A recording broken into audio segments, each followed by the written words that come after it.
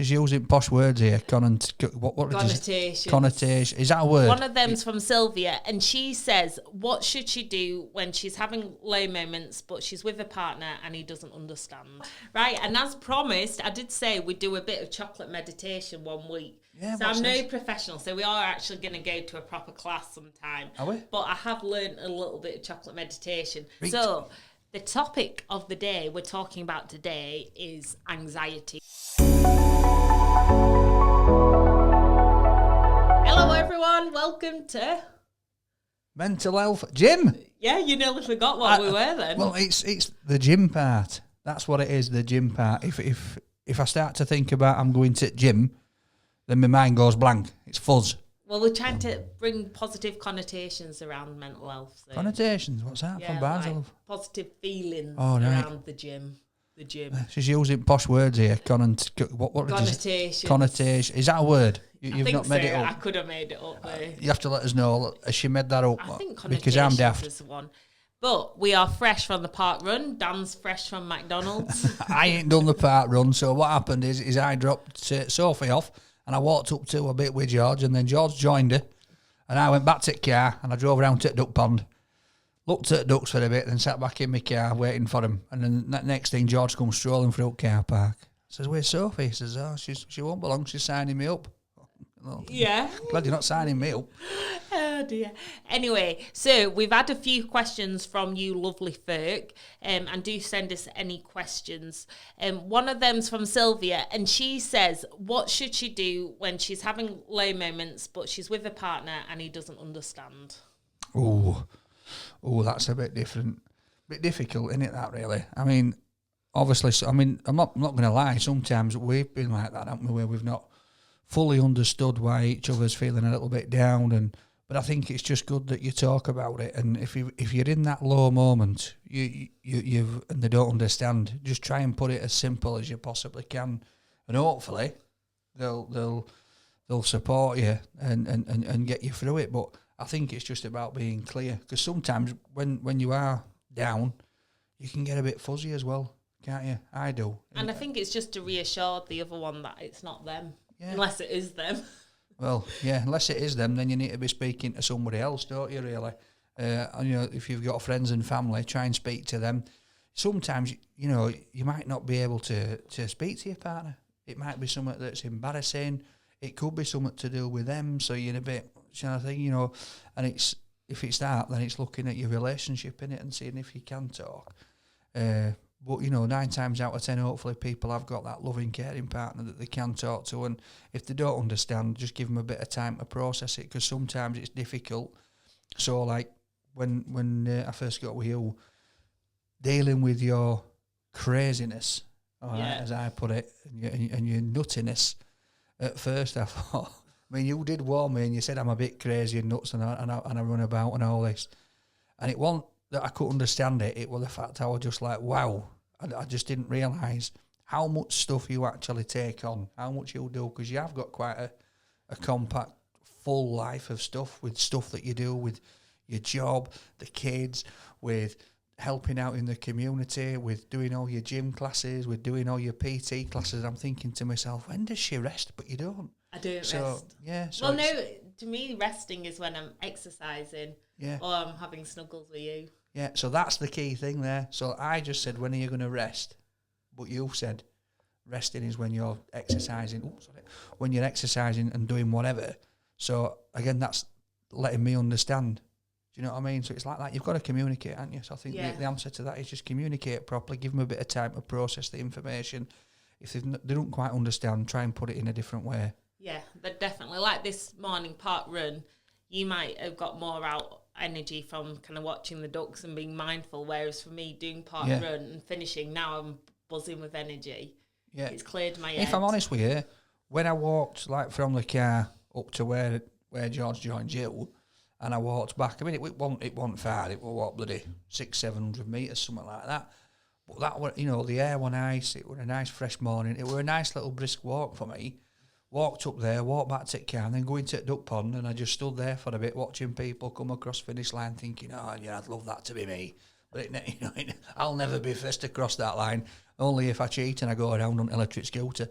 But sometimes just a gentle bit of exercise can feel good. Yeah, and doing something together. But outside, I think being, in this country, I think we're blessed with, some absolute beautiful landscapes, some lovely green spaces. And if you just go out, you can just sit outside and chill out and open up your mind. If you're on your own, just relax and just chill. You don't have to walk. You can just go to a park and sit. Other week I took you somewhere and I went into the park and I just sat there watching ducks.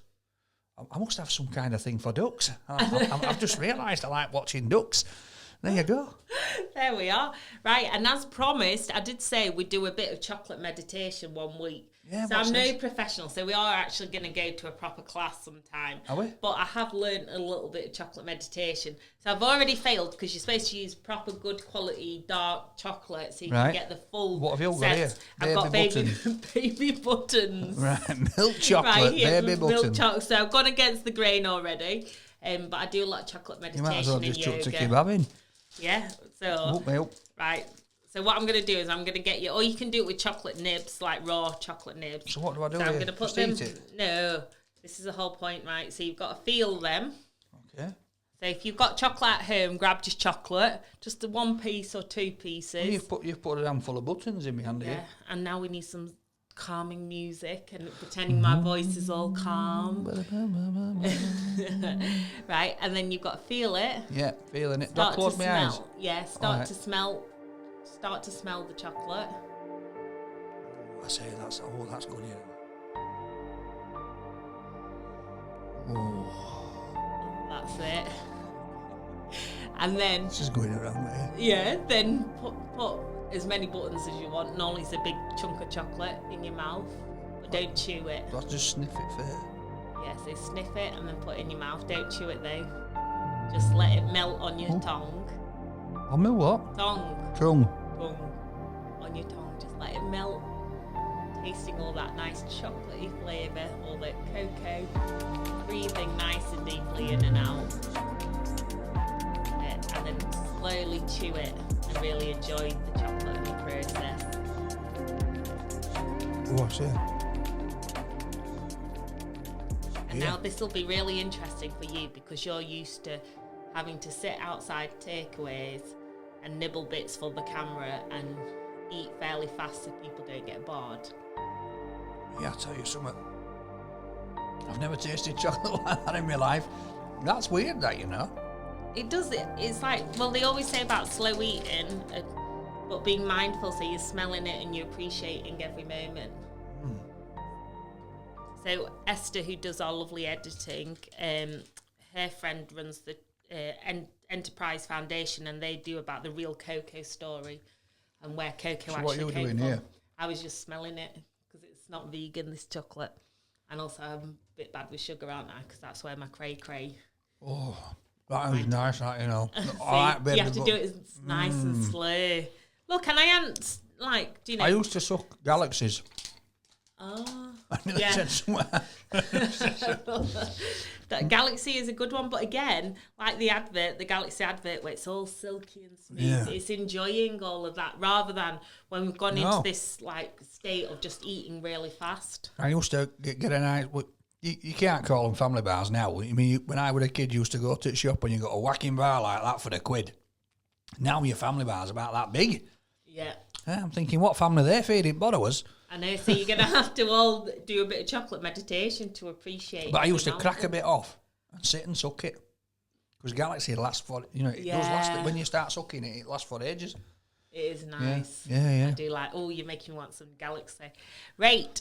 So the topic of the day we're talking about today is anxiety. So those fight or flight moments, you might have found it where you are either feeling anxious and you're not actually suffering from anxiety per se, but you've got that feeling of anxiety, or it might actually be a proper issue. So as with everything, we're not professionals, we're just people with lived experience, so do always check with your good doctor. But we're just talking from our experience. Have you ever experienced anxiety? Oh yes, quite a lot, to be honest. I mean, a lot of people think that I'm quite a confident guy because, you know, I'll go out and set my table up when I'm doing my YouTube, and I can sit there and I can, you know, eat in front of people, talk to strangers. That's fine. A lot of my anxiety is around family issues for me. So, and obviously, again, this is from experience, just with you. When you know, if you're in a situation of upset or anxiety yourself, and I can't help you, that then elevates yours. It gets me. That's what gets me. And like with my kids, you've seen it with kids when someone's been at school and something's happening, my anxiety goes through the roof because I just want to fix it. I just want to make things right. So then I start bobbling all over the place, and I start getting chest pains and all this kind of stuff, and I get headaches and stressed out. And end of the day, I just need to sit down. And this is what happened the other week, wasn't it? And then one day, you just said to me, look, just stop it. Just chill out. And so I did. Yeah. And I sat down, spent a few hours on the sofa just watching TV, and it just chilled me out and allowed me just to roll back and start thinking about it again. But, I mean, I've never sort of been anxious about going out. Like social anxiety. Yeah. You know, with that. But, you know, I'm anxious now about rugby game that's coming up that I'm taking part in because I'm thinking I'm going to get absolutely smashed to bits. So we're off later on to watch the team, and I'm thinking, do I really want to watch this because I've got to get involved in this? So there's like anxiety there, and that's anxiety about pain. Yeah, and building it up. Not getting smashed by them, actually like pulling an hamstring or something like that, you know, as soon as I go on and looking like an idiot. So that's, you know, that's... Well, I'll be there as your pregnant cheerleader, ready to fight them off. And then when I've done like talks and stuff like that, so I've done a few, I've done like a mental health talk once where I were up on stage talking about mental health. And obviously beforehand, I got a little bit, got to get on stage here and talk to all these people. You know, what if they think I'm a clown? And I just think that's natural sometimes for people to feel like that, but it does get elevated, doesn't it, for some people then, and then it's like experiences when you see people that don't want to go shopping, can't go shopping and stuff, but let's go to you. What about you? Because I know that you've suffered quite a bit with anxiety, haven't you? Yeah, like I know how to manage it a lot more these days. I never think I'll be totally just recovered because my idea of recovery is you just learn to manage stuff better and it'll always be there to an extent. But like you said, I can see from an outward point of view that sometimes because you want to fix stuff, you just need to not fix it and just have a day of doing something positive for you because you're always trying to help everyone else. And then that's why I was like the other day, you just need to just focus on positive stuff because everything will work out in the end. And it's to know that, but it's very hard when you're in the anxious moment to see that because you're just going into, I want to do something, I need to do something. I use that phrase, you know, like I said, you know, I get up every morning and think to myself, I'm going to be the best I can be today. So that for me is helping people, making sure that everybody around me has got a smile on their face and they're enjoying the day and they're happy. And if I can't do that, if I can't help somebody to do that, that does cause me anxiety, to be honest. Yeah. But then it's both learning that we can't make everyone happy. But like with me, when I've suffered really badly with anxiety, I've had it probably most of my life almost to a point where they thought I had OCD because literally if somebody didn't smile back, I'd think I've hurt them, I've upset them. And at times when I've been more stressed, my anxiety will trigger off.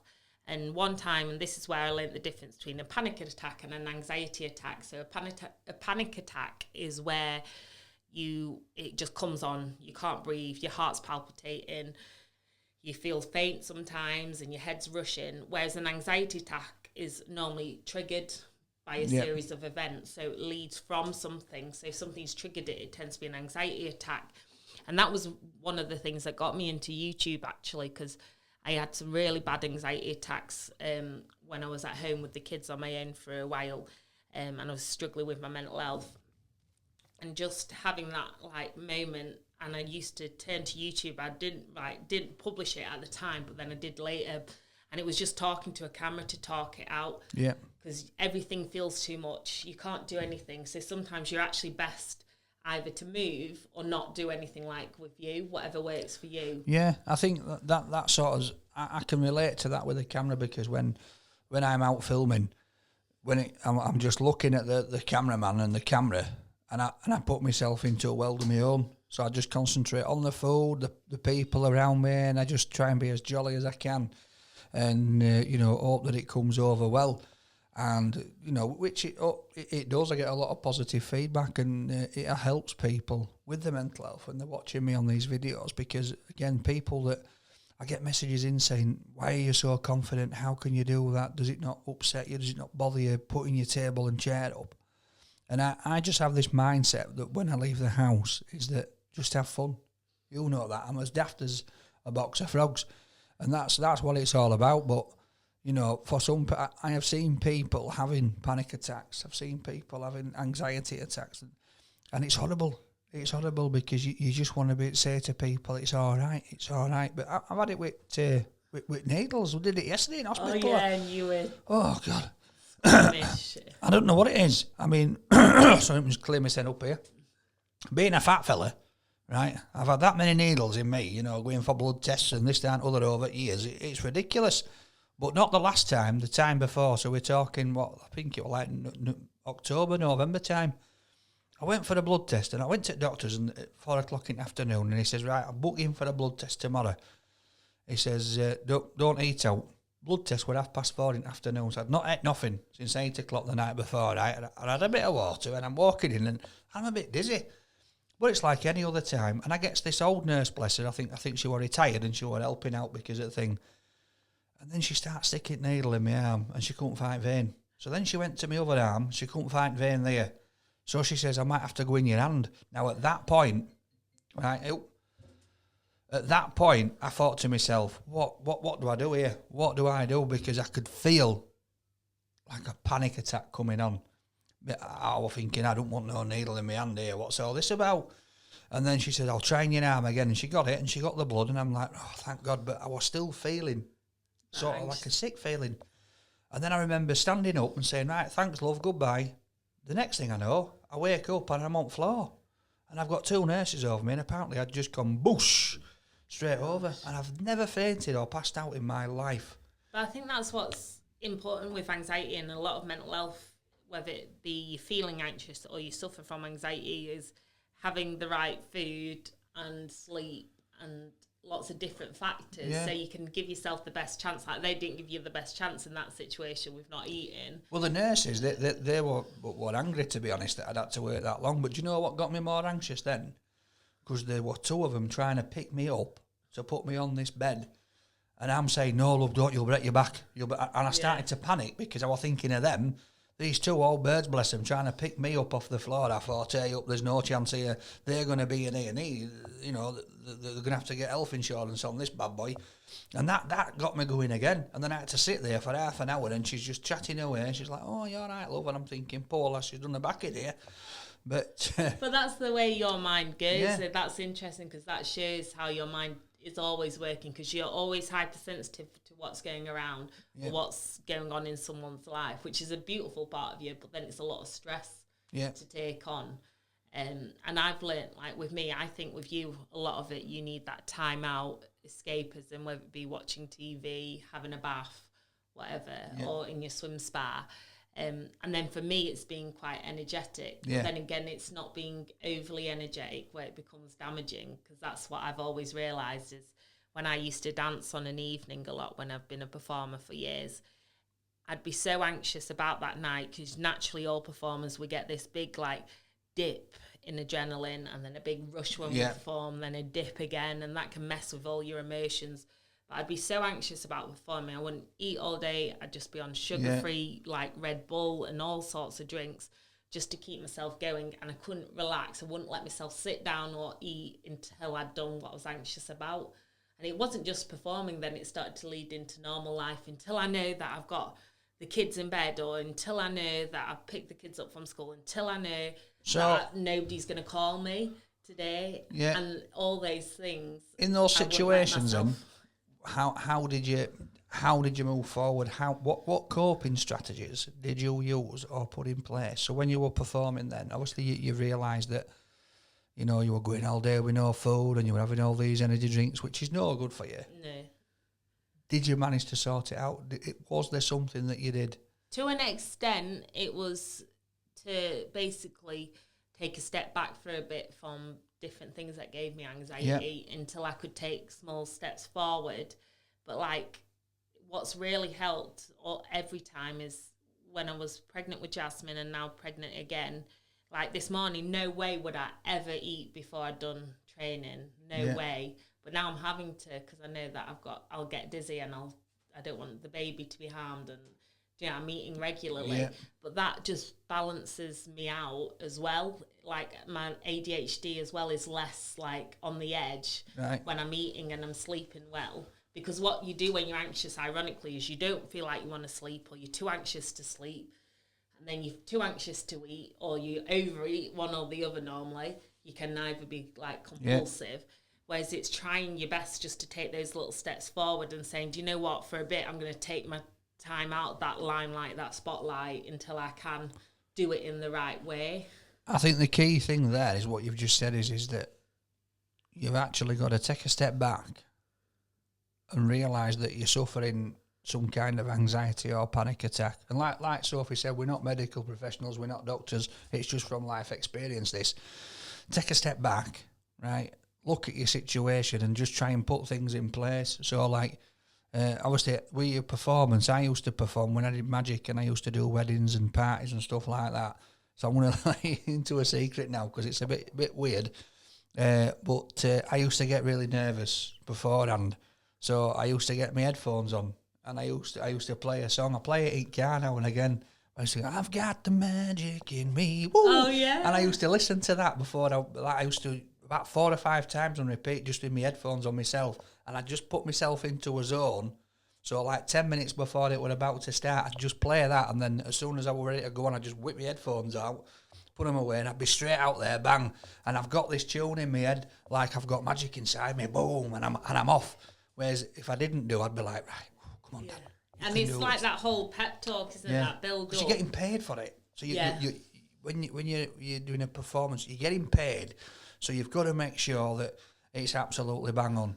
And sometimes you can have an off day, all right? But so like obviously for you with the dancing, you've got a performance. It's a visual performance. You've got to get them to buy into what you're actually doing. They're all going to be looking at you. So you've got to be confident in that. Whereas with me, I had to engage the audience. I had to misdirect the audience sometimes for some of the tricks. So I got to be funny, jokey, laughy. I got to be serious. I got to be witty about me and all this, and get them to do this. So I used to pep myself up beforehand. So, and I know a few other magicians that used to do the same, because I went on a course to do wedding magic. That's what I went on this course to do it. And that's what the guy told me. He said that he used to do the same, and he used to put music on it. I had a favourite song, he used to play it, and it used to get him into zone. So I thought, you know what, I'm going to try it. So, I mean, I'm not saying like when you go to Asda, start putting on Twinkie Tweeners or something in your ear and woo, do, but if it works for you, do it. But that is the thing, isn't it? It's whatever works for you. And like I know when I was performing, ironically, I don't get as many nerves when I'm doing videos or TV. So when I did Britain's Got Talent, I was obviously nervous, but I always used to escape. I was always in my head Marilyn Monroe, because that's who I used to love. And I kind of just had to embody her. I wasn't Sophie. So I get it when these like celebrities have these like alter egos, know, like Beyonce and Sasha Fierce. And all of that. Because it's an act. You put yourself into it, don't you? And you put yourself into that person. And I think sometimes in life when people, what I'm trying to get at with all this is that with anxiety, sometimes that's what people do. They have to put themselves as something else, someone else, to be able to get through simple things in life, like going to the shop for a pint of milk. Because, I mean, you know, I couldn't imagine. I've been fortunate enough where I've never been, you know, suffered anxiety where I couldn't go to a shop for that, and I would think it'd be an absolute nightmare. And I know that sometimes you've been anxious about going out in public and walking about, and it's just not good. But if anybody's got some issues that they want to discuss about anxiety, drop them in comments. Right? If you've got some coping strategies that you think that people might be able to use, if there's any way that you can put some links in to point people in the right direction, That'd be good. Please do drop them below, because that's what I often think with mental health issues and all mental health is it's about trying lots of different Health, things. not elf. Health. It's trying lots of things to see what works for you, and just one small step at a time. And whilst you might have to take a step back from something, it doesn't mean you'll never do it. So, for example, we're going off now. Dan will be driving, and I can drive, but that's another thing I took a step back from quite a few years ago because it caused me so much anxiety. And I'm on medication as well for anxiety, but even that would still cause me too much anxiety. So I know I'm not ready for it yet. Yeah. But it doesn't mean I'll never be ready for it. But it's just those things you just have to take what's actually important to build up to first. And then once you've got your life a bit more normal, you can then add on things with the right support and the right coping mechanisms. But as we say, please do keep listening and ask us your questions. So if there's any challenges you could think that we should do. Yeah. I think you got away with the chocolate meditation. I liked that. And I've got a right nice taste now of these mini buttons. That was another bag knocking about. There's 2 bags, love. No, that's raisins, love. Oh, look, sorry, look, milk here you chocolate go. raisins. She's trying with fruit again, guys. This is what I mean. All right. Yeah, so, I mean, for us, I think our therapy is laughing with each other. Definitely. All right, it's a lot better. And the fact that we talk to each other as well, we always said in with it, if we've got a problem, we just tell each other. All right, and sometimes, I'll be honest with you, we don't like it. Right, we don't like what the other one says, but we talk about it and we sort it out and we move on and we go to bed with a smile on face. Where is it? Yay! See, there it is. Look. But that is the thing, because you'll often think, and going back right to the start when we talk about the first listener's question about your partner and when you're getting down and stuff. Yeah. Remember that if your partner knows you well, they will know anyway when you're feeling down. So like with Dan, you could have the smile on your face, you could be making banter and all that. But I know when there's something wrong with you. And so that is why it's good to be in relationships where you can just talk about stuff, because I'm bricking it right now because I'm going to rugby. I know. So I'm thinking we best get you off. Yeah. Let's get this done. Let's get it done. Get it over and done with. Let's go meet these people that are going to take me to the ground. You'll be great. Yeah, we'll be sticking it on his Instagram and that I'll link to it. So if anybody wants to go to this rugby game, it's for charity. Apparently Sophie's going to be on the sideline. I thought they'd need a pregnant cheerleader, and then if anyone touches you, I'm going to be there. Touch me, they're going to smash me in the face, love. They better not, because I'll be there. I reckon there's going to be blood, you know. I hope not. I'm telling you. Well, I hope not, but what I've heard is apparently they're going to break my arm. Yeah, they're going to rape my body when it's done. Oh. No. Anyway.